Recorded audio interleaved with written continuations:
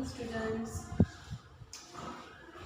આજે આપણે ઇંગ્લિશમાં શું શીખશું?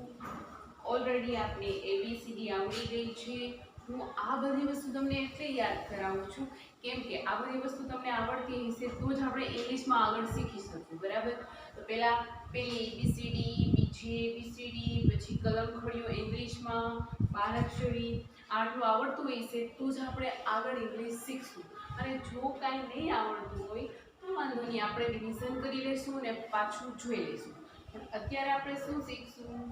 1 to 10 ઇંગ્લિશમાં સ્પેલિંગ, ઉચ્ચાર એટલે કે એને કેમ બોલાય છે ઈ અને એની હારે એનું ગુજરાતી આપણે ઓલરેડી આગળ શીખી ગયા, બરાબર? તો 1 to 10 આવડે છે. હવે એનાથી આગળ આપણે શું જોવાનું છે? 11 થી 20 એટલે કે 11 થી 20. ઇંગ્લિશમાં સોએકડા શીખવા માટે પહેલા તો આપણે 1 થી 20 સુધી આવડવું જોઈએ. કેટલું? 1 થી 20 સુધી આપણે ઇંગ્લિશમાં આવડી ગયું એટલે આગળનું આપણે ઇઝી જ છે.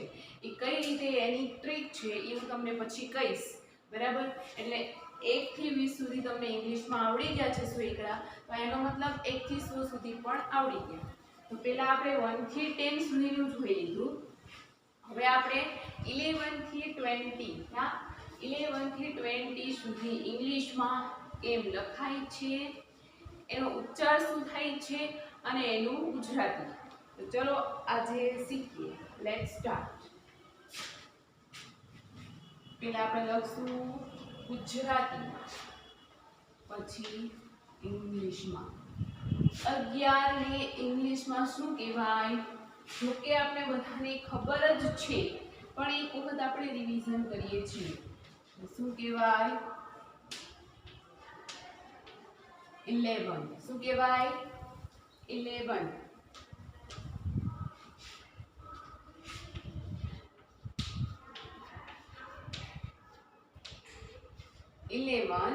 એનો ઉચ્ચાર અને એનું ગુજરાતી 11. શું થાય? 11. જો પેલા આપણે ગુજરાતીમાં લખ્યું છે, પછી ઇંગ્લિશમાં આંકડામાં કેમ લખાય ઈ જોયું અને એના પછી એનો સ્પેલિંગ ELEVEN 11. શું થાય? ELEVEN 11 એટલે 11. શું થાય? 11. પછી જોઈએ છે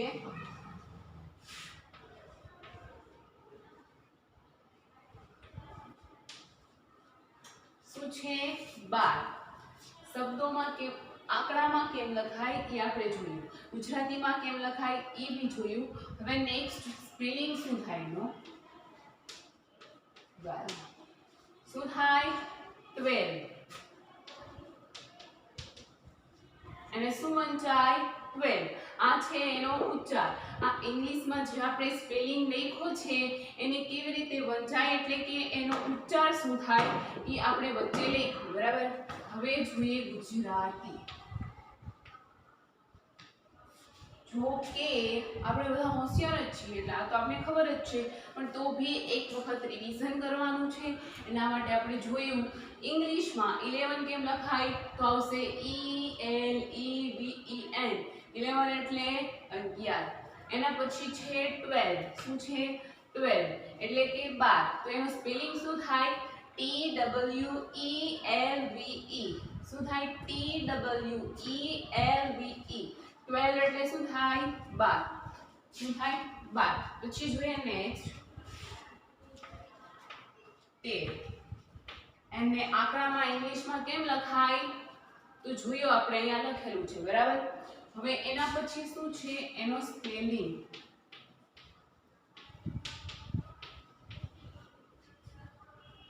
શું વંચાય એને? 13. શું કહેવાય? 13. તો એનું સ્પેલિંગ જોઈએ THIRTEEN 13. લાસ્ટમાં બધીમાં આ તો છે જ એટલે આપણે આગળનું છે એટલું જ પાકું કરવાનું છે. અને એ પણ 1 2 3 4 5 6 7 8 9 એને રિલેટેડ જ સ્પેલિંગ છે. એમાં માંથી બનેલું છે એટલે કે પાછળ ટીન લાગશે, થોડુંક સ્પેલિંગ અલગ હશે, બટ એક વખત આપણે જોશું એટલે યાદ થઈ જશે. તો જોયું આપણે ઇંગ્લિશમાં 13 ને શું કહેવાય? 13. શું કહેવાય? 13. અને એનો સ્પેલિંગ THIRTEEN, ટીન. એને શું કહેવાય? 13. ચલો હવે છે નેક્સ્ટ શું છે? 14.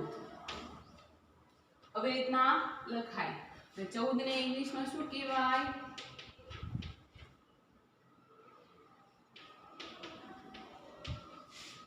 શું કહેવાય? 14.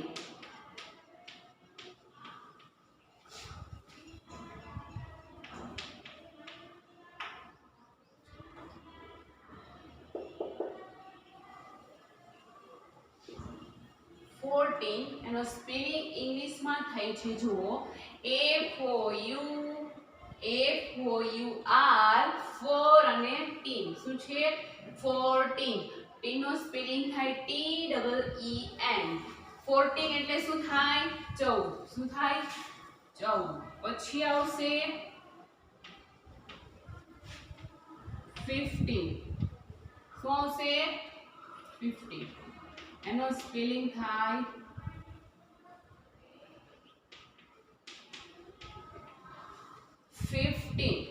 શું કહેવાય આને? અને એનું ગુજરાતી શું થાય? 15. શું થશે? 15. તો એનો સ્પેલિંગ જુઓ FIF અને ટીન. ટીન નો સ્પેલિંગ તમને ખબર છે TEE, એટલે કે બે વખત E અને પછી N. શું થાય? 15 એટલે 15. શું થાય? 15. પહેલા આપણે જોયું 14. તો 14 નો સ્પેલિંગ શું થાય? FOUR, ફોર અને પછી ટીન. ટીન નો સ્પેલિંગ TEEN. 14 એટલે 14. પછી આવશે 15. એનું શું થાય? FIF એટલે 15. T પછી EEN. 15 એટલે 15. શું થાય? 15. પછી આવશે 16. શું આવશે? 16. અને આના બધાના સ્પેલિંગ એકદમ ઈઝી છે, પણ આપણે રિવિઝન કરીએ છીએ તો એક વખત જોઈ લઈએ. 16 ને ઇંગ્લિશમાં શું કહેવાય? 16. શું કહેવાય? 16. આપણે બધાને ખબર જ છે, રાઈટ? કે આ મેડમ કે છે તો સાંભળી લે, એવું ને? 16. શું કહેવાય ઇંગ્લિશમાં? 16. 16 નો સ્પેલિંગ પહેલા છે 6 પછી છે ટીન. 6 નો સ્પેલિંગ શું થાય? SIX. ટીન નો સ્પેલિંગ ખબર છે આપને TEEN. 16. શું થાય એનું ગુજરાતી? 16. પહેલા આપણે જોયું કે એને આંકડામાં કેમ લખાય, એના પછી એનો સ્પેલિંગ એક વખત રિપીટ કરીએ. SIXTEEN. અને એનો વંચાય શું એટલે કે એનો ઉચ્ચાર શું થાય? તો આવશે 16 અને ગુજરાતી 16. શું થાય? 16. પછી આવશે 17. એને આંકડામાં કેમ લખાય એ આપણે જોયું. આ છે ગુજરાતી, અને પછી ગુજરાતી પછી ઇંગ્લિશમાં શબ્દોમાં કેમ લખાય એ જોઈએ. 17. શું છે?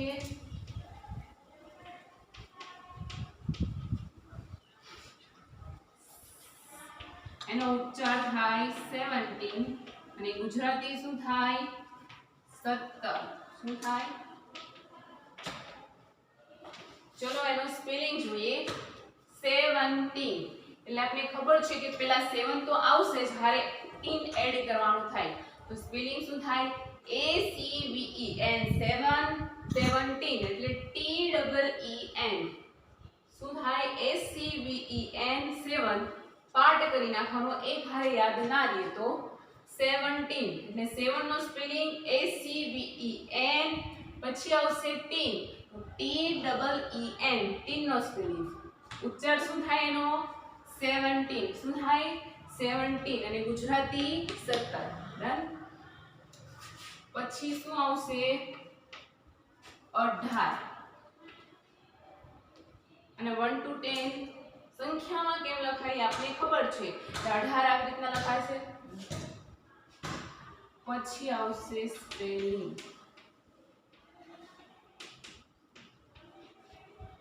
શું કહેવાય ઇંગ્લિશમાં 18 ને 18 શું 18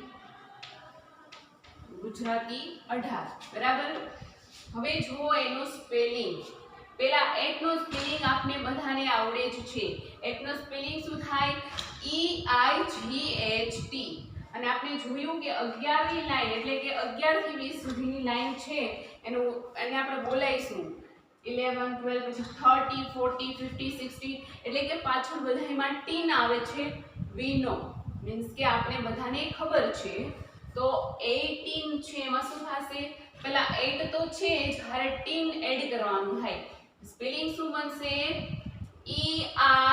EIGHTEEN પાછળ ડબલ EN ટી તો ઓલરેડી હતો જ એટલે આપણે શું એડ કર્યું ડબલ EN એટલે શું બની ગયું 18 એટલે કે આપણે આમાંથી આ એક બે ને બાદ કરીને નવા સ્પેલિંગ એકે યાદ કરવાના થતા જ નથી ઓલરેડી 1 to 10 આવડે છે આપણે તો એની હારે આખું એડ કરેલું છે બરાબર એટલે એકદમ ઈઝી છે પહેલા જોઈએ 18 નો સ્પેલિંગ 8 અને ટી એટલે EIGHTEEN 18 એટલે 18 પછી શું આવશે 19 બરાબર ને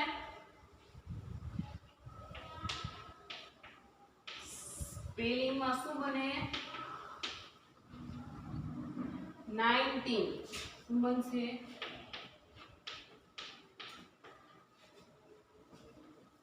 19 ને ઇંગ્લિશ માં શું કહેવાશે 19 અને સ્પેલિંગ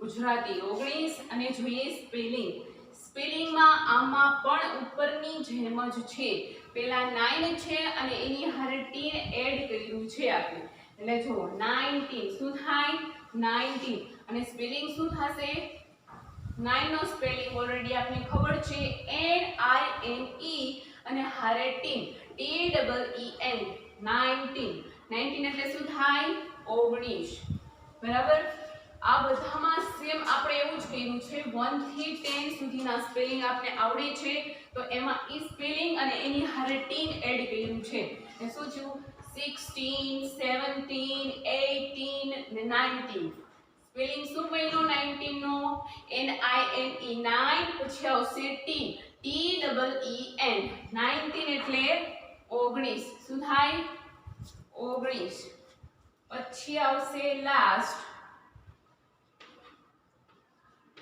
20 શું આવશે 20 ને શું કહેવાય 20 શું કહેવાય 20 એટલે શું થાય 20 મેં તમને કીધું કે આ લાઈન છે એમાં વચ્ચેવાળા બધા સ્પેલિંગ આપને આવડે છે એ જ છે એમાં હારે થોડું એડ કરેલું છે એટલે કે ટીન એડ કર્યું છે જેમ કે 11 12 અને 20 આ ત્રણ એવા છે જે અલગ છે જેમાં કોપી કરેલી નથી આપણે આ ત્રણ સ્પેલિંગ તો ઓલરેડી આવડી જાય 20 નું ઇંગ્લિશ શું થાય એ આપણે ઓલરેડી ખબર છે 20 એટલે 20 30 એટલે 30 40 એટલે 40 ઈ વાળી લાઈન તો આપણે આવડે જ છે તો શું થયું આ 20 નું ઇંગ્લિશ 20 અને સ્પેલિંગ શું બનશે એક 12 ની જેમ જ TWENTY શું બને TWENTY 20 એટલે 20 શું થાય 20 તો આપણે ગુજરાતીમાં પછી ઇંગ્લિશમાં એના સ્પેલિંગ પછી એનો ઉચ્ચાર અને ગુજરાતી શું થાય એ 11 થી 20 સુધીનું જોયું અને 1 થી 10 નું ઓલરેડી જોઈ લીધું છે અને આપણે આવડે ભી છે તો તો હવે આનું એક વખત પાછું રિવિઝન કરીએ. પેલા શું છે 11, શું છે 11. ઇંગ્લિશમાં ને શું કહેશું 11. શું થાય 11 અને સ્પેલિંગ શું બને ELEVEN 11 એટલે 11. શું થાય 11. પછી આવશે 12. 12 નો સ્પેલિંગ શું બને 12. શું બને 12. TWELVE 12. શું થાય TWELVE 12 એટલે 12. શું થાય 12. પછી આવશે 13. એનું ઇંગ્લિશ થાય 13 અને સ્પેલિંગ THIR. પછી ટીન એટલે TEEN 13 એટલે 13. પછી આવશે 14. એનો સ્પેલિંગ શું બનશે 14. એટલે કે 4 ઓલરેડી છે હારે ટીન એડ કરશું તો શું બને સ્પેલિંગ FOURTEEN 14 એટલે 14. પછી આવશે 15. તો એનું સ્પેલિંગ શું બને 15. શું ઇંગ્લિશમાં શું કહેવાય એને 15. તો 15 એટલે પેલા ફિફ અને ટીન એડ કરીને 15. સ્પેલિંગ FIFTEEN 15 એટલે 15. કેટલા થાય 15. પછી આવશે 16. 16 ને શું કહેવાય ઇંગ્લિશમાં 16. શું કહેવાય 16. તો એમાં પણ એવું છે 6 અને પછી હારે ટીન એડ કરેલું છે 16 એટલે SIXTEEN 16 એટલે 16. પછી આવશે 17. શું છે 17. તો એનો સ્પેલિંગ પણ એમ જ બનશે 17. 7 પ્લસ ટીન 7 નો સ્પેલિંગ SEVEN ટીન એટલે TEEN 17 એટલે 17. પછી શું આવ્યું 18. ઇંગ્લિશમાં શું કહેવાય 18 અને સ્પેલિંગ EIGHTEEN 18 એટલે 18. શું થાય 18. પછી આવશે 19. 19. એમાં પણ સેમ એવું જ 9 પ્લસ ટીન 19 એટલે NINE 9 પછી ટીન TEEN 19 એટલે 19. શું થાય 19. પછી આવશે લાસ્ટ 20. જે સ્પેલિંગ તો ઓલરેડી આપને આવડે છે. શું થાય TWENTY 20 એટલે 20. શું થાય 20. તો અત્યારે આપણે જોયું 11 થી 20 સુધી એટલે કે 11 થી 20 સુધી ઇંગ્લિશમાં કેમ લખાય છે એના સ્પેલિંગ શું થાય એનો ઉચ્ચાર શું થાય અને એનું ગુજરાતી શું થાય. બરાબર 1 થી 10 સુધી ઓલરેડી આપણે આગળ ભણી ગયા અને આપણે આવડતું હતું અને હવે 11 થી 20 સુધી આમાં ભણ્યા એટલે હવે આપણે આગળ જોશું કે 1 થી 100 સુધી 100 એકડા ઇંગ્લિશમાં કેમ લખાય. તમને અહીં સુધી આવડી ગયું એનો મતલબ તમને આખા 100 એકડા ઇંગ્લિશમાં આવડી ગયા છે. બરાબર. તો આજે હોમવર્કમાં શું કરશું 11 થી 20 ઇંગ્લિશમાં લખી અને પાકું કરવાનું છે.